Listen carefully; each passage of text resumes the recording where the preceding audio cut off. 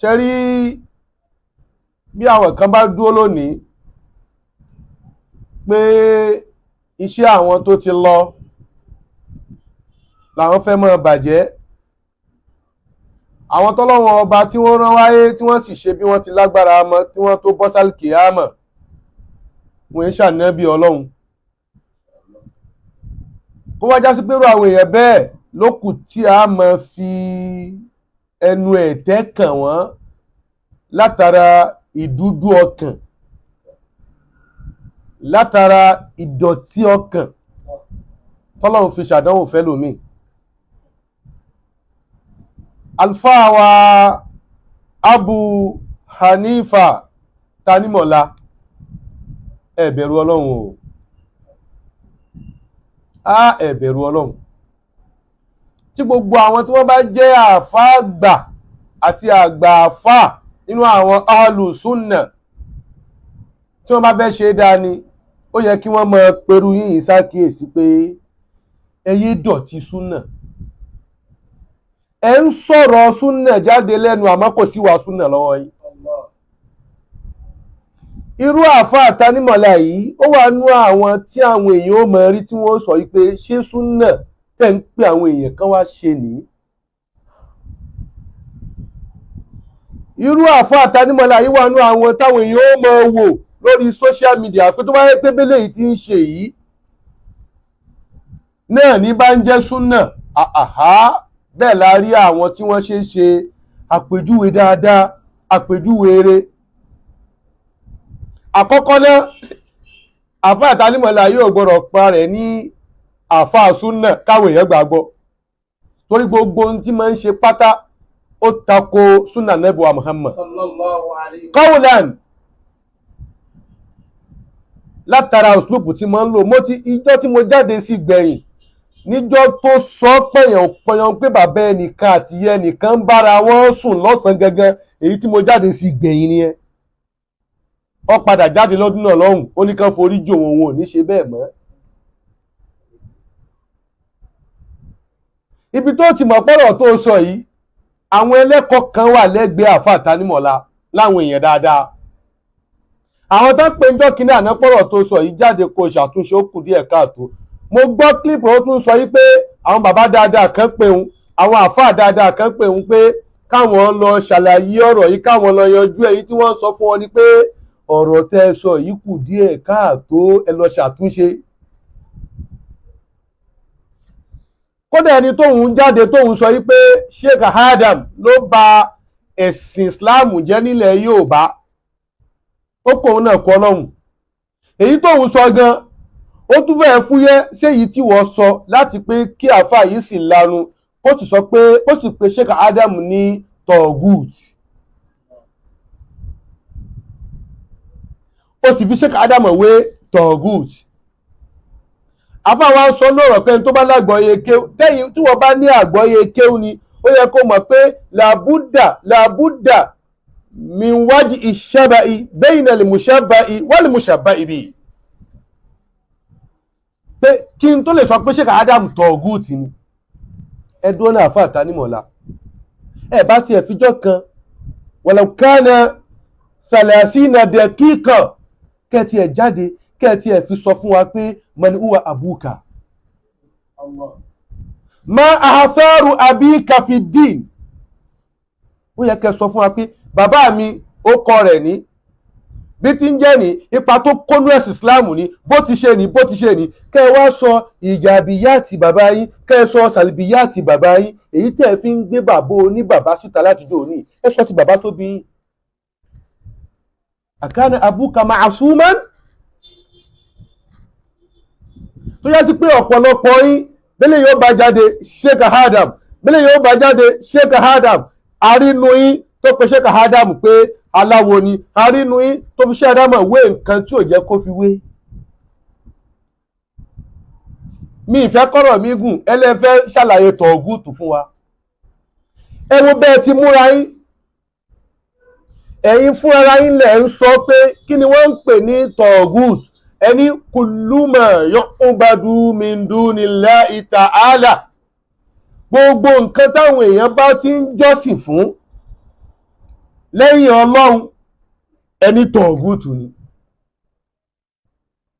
Báwo ni Sheikh Adam ṣe wá jẹ́ tọ̀ọ̀gùtù? Ẹ wá sọ wípé bóyá àwọn tán bá ń singi, ẹni tó bá sì ń singi yóò mọ fi orí balẹ̀ fún igi yẹn báyìí. Bí ó bá béèrè ọmọ, ọwọ́ igi ni ó ti béèrè. Bí ó bá béèrè owó, ọwọ́ igi ni ó ti béèrè. Bẹ́ẹ̀ làwọn tí wọ́n ń sin omi, gbogbo nǹkan tí wọ́n bá fẹ́, omi ni wọ́n ní yóò ṣe fáwọn. Ẹ dákọ, ẹ sọ fún gbogbo ayé, ta ló sọ wípé Sheikh Adam ni ó fóun lọ́mọ rí? Ta ló sọ fún yín pé Sheikh Adam ní ń fóun lówó rí? Ẹ̀yin náà ni gbogbo ọ̀rọ̀ yín tẹ́ wá sọ, ẹ sọ dálẹ̀ ni, ẹ rí ẹ̀rí kan mú wá pé ibi tí wọ́n ti ń sin Sheikh Adam ni. Ibi tá ti ń sìn ni.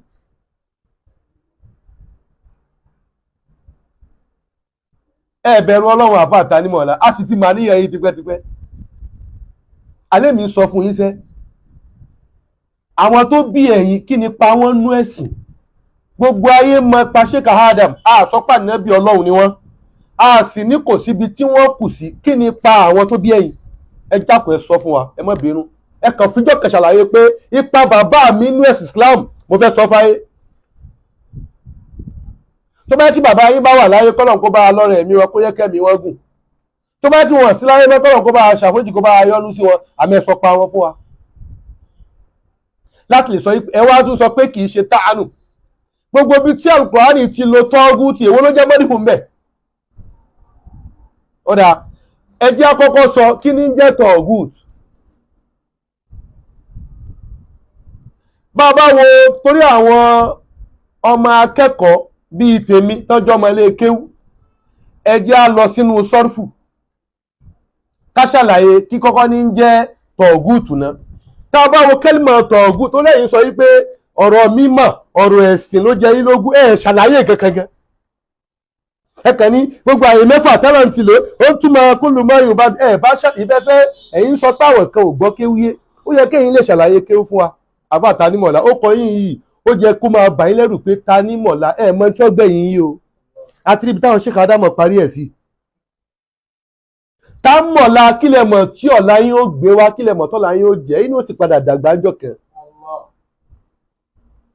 Tá bá ní kẹ́lìmọ̀ tọ̀gùtù yìí, kẹ́lìmọ̀ àfáà bá ń gbé sí dáadáa, ká padà sínú class nínú ilmu sarf. Morphologically tá bá ní àtọ̀gùt, bó ló ti jẹ́? Kí ni wásnù tọ̀gùt? Báwo ni tọ̀gùt ti di tọ̀gùt? Tá bá ní tọ̀gùt, ìpìlẹ̀ rẹ̀ afẹ́ bá mú nǹkan parẹ́ kan bẹ̀rún. Ìpìlẹ̀ tọ̀gùt yìí títí ń bọ̀ wá tọ̀wàgùt,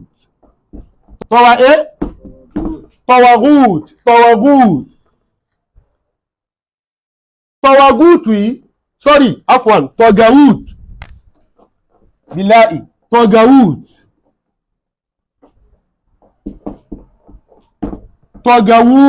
tọ̀gàwùtùn, ala wasni kí ni ẹ? Fa'alùtùn. Tọ̀gàwùtùn ala wasni fa'alùtùn.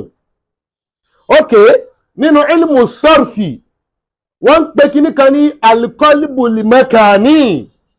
Alqalbu al-makani, taqdimu ba'dil hurufi ala ba'd.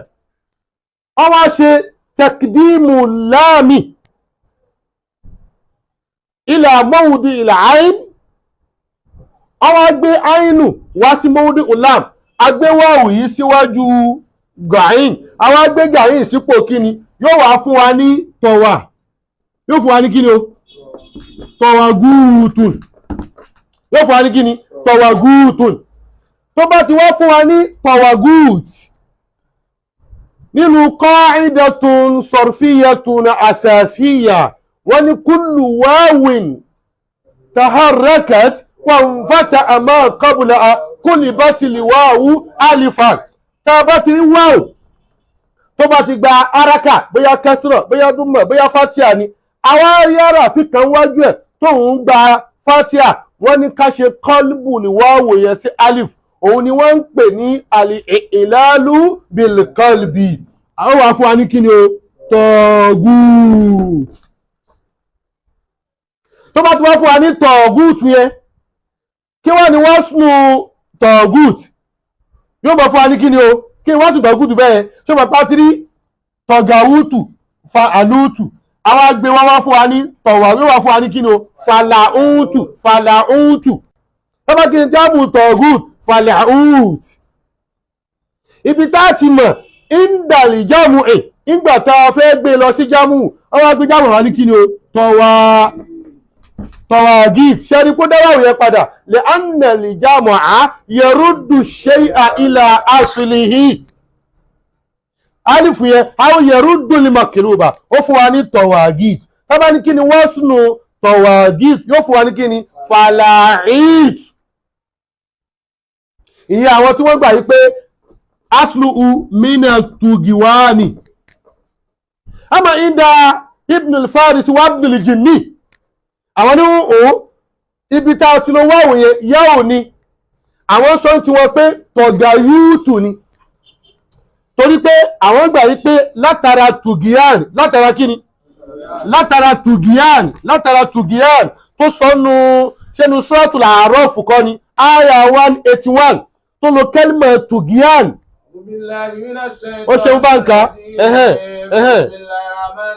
suratul A'raf aya 181 186 sorry.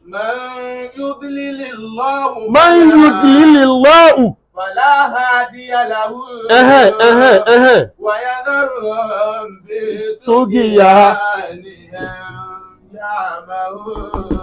ó lo kẹ́lìmọ̀ tugiyan ẹ mọ̀ wẹ́n tó fi ṣe tó pèsè àdámọ̀ ní tọ̀gùtù ó lo kẹ́lìmọ̀ tugiyan ní méjì ní fi sọ pé tó bá àwọn tí wọ́n bá tó bá yẹ pé tugiwan lálò torí pé àti àtugiyan àti àtugiwan huma masdarun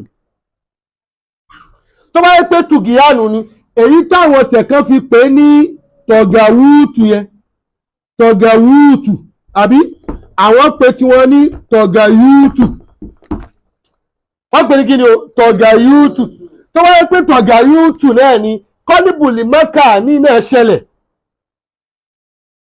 kí ni kọ́líbùlì mẹ́kà ní pé kúdìmátì láàmù alàlàáìn wọ́n gbé yàwó wá ọwọ́ gbé gàrí síbẹ̀ ó wá fún wọn ní tọ̀yàgútù tó wáyé pé tọ̀yàgútù náà fún wọn ní yàwó ti wà níyà yìí wà kúlù yá ìntàhárẹ̀kẹ́tì wà ń fọ́ta àmọ́ kọbùlà kúlì bá ti àlìfà yóò padà fún wa ní tọ̀gútù náà ni. nígbà tó pé tọ̀wàgìtù falahit ní máàná sọ̀rọ̀fìyàn ọ̀dà kí wọ́n là ń pè ní tọ̀gútù yìí ọ̀tọ̀ ní kí wọ́n lo tọ̀gútù ká lò ní máàná mufradun musakarun ọ̀tọ̀ ní ká lo tọ̀gútù ká lò ní máàná mufradun muannasun ọ̀tọ̀ ní ká lo tọ̀gútù ní jámù. tá a bá lo tọ̀gútù pẹ̀lú kí dọ̀míìrù mufradu musakaru lọ́ba kí ni tọ̀gútù ń túmọ̀ tá a bá lò tó yẹ pé dọ̀míìrù muhannas ló lọ́ba kí ni tọ̀gútù ń túmọ̀ tá a bá lò ní jámù kí ni tọ̀gútù ń túmọ̀ gbogbo nǹkan tí wọ́n ń túmọ̀ ìyẹ̀wò la lè pèsè àdámọ̀ mẹ́.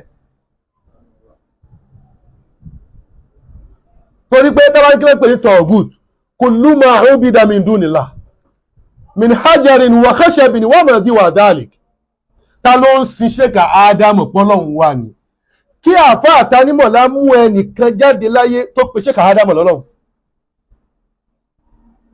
mọ̀fún àfa bá ń lọ sínú súrátù nìsà ẹjẹ́ á mú àyà mẹ́ta wá nínú súrà ọ̀tọ̀ọ̀tọ̀ tọ́lọ́wọ́n bá sì lo tọ̀gútù ń bẹ̀ níbìkan ọlọ́run lo dọ̀míìrù lè musakaru fún níbìkan wọ́n lo dọ̀míìrù lè muhannas níbìkan wọ́n lo níjàmù kí ni tọ̀gútù ń túmọ̀ láàyè mẹ́tẹ̀ẹ̀ta yìí. bá lọ sínú súrátù kí lára kọ́kọ́ bá lọ sínú súrátù nìsà háyà kí ni ẹ háyà 60 ní súrátù nìsà tó kílíà háyà 60 kí ló wí ń bẹ̀ ẹ máa wo nǹkan o ألم تر إلى الذين يزعمون أنهم آمنوا بما أنزل إليك ó ṣeun. وما أنزل من قبلك يريدون أن يتحكموا إلى الطاغوت Masha Allah. وقد أمروا أن يكفروا به an yatahakamu ila إلى الطاغوت bá underline tọ̀gùt yẹn kí wọ́n ló gbé wọ́n lẹ́yìn ẹ̀. وقد أمروا أن أن يكفروا به وقد أمروا أن يكفروا به كلمة هي تقولوا به الضمير هنا عاد إلى الطاغوت وكون هذا الضمير أو وكون هذا الضمير عائدا إلى الطاغوت يدل على أن الطاغوت هنا مذكر. tó bá yẹ pé ìlò mùsákàrù láàlò alimuradu bíi àṣeyìtọ́n wàkọ́dí umiru ayẹ́kfùrú bíi àṣeyìtọ́n aumanta ṣeyìtọ́nà kàkàbù bónìlà ashraf ṣeyìtọ́n nìyẹn níbi tó ti lo bìí yíyẹn lọ bá tọ́gùtù ó ti lò ní mufradun mùsákàrù ìzàn bó ṣe lò ní mufradun mùsákàrù yẹn bó ṣe lò yẹn ń kọ́ níbi àyà suratu nìsá ìhì ṣeyìtọ́n ló gbà lérò ń bẹ̀. tó bá ní ṣé adámọ̀ tọ́gùtù ni ó pè wọ́n ṣètọ́nù lẹ́nu tiẹ̀ ó fi wọ́n wé káàbù bónú ashraf lẹ́nu tiẹ̀ àkọ́kọ́ nìyẹn. tó bá yẹ pé dọ̀míìrù ni mùsákàrù ló lọ lé bá mufradun mùsákàrù